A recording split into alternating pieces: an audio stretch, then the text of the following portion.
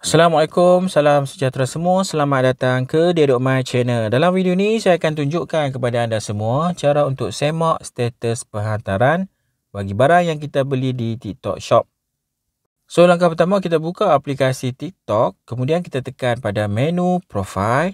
Seterusnya anda boleh tengok di tengah-tengah tu ada menu Your Orders. Jadi tekan pada Your Orders. Dalam paparan Your Orders ni, anda boleh nampak ada menu Orders di atas kiri skrin.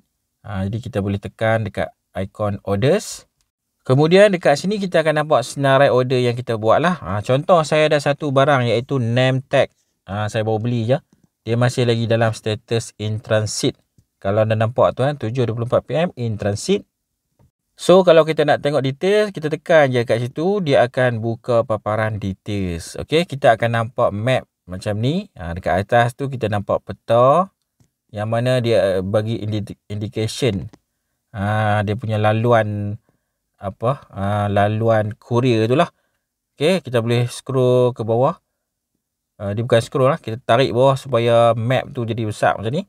Kita boleh nampak lah, dia ada ikon lori. Contoh saya dapat ni JNT Express. Sekarang ni berada di Kulim.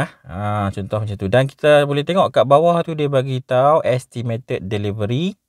Jangkaan penghantaran April 5 sehingga April 9. Saya buat video ni pada April 6.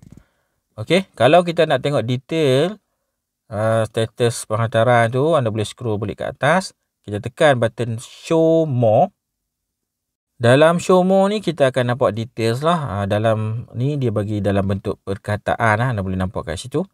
In transit, left the PRK gateway. Perak gateway lah. Sorting center in Kampar.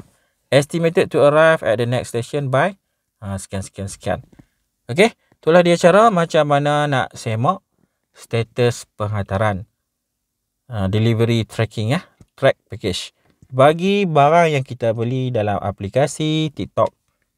Sekian saja untuk video kali ini. Terima kasih semua kerana menonton. Assalamualaikum. Bye-bye.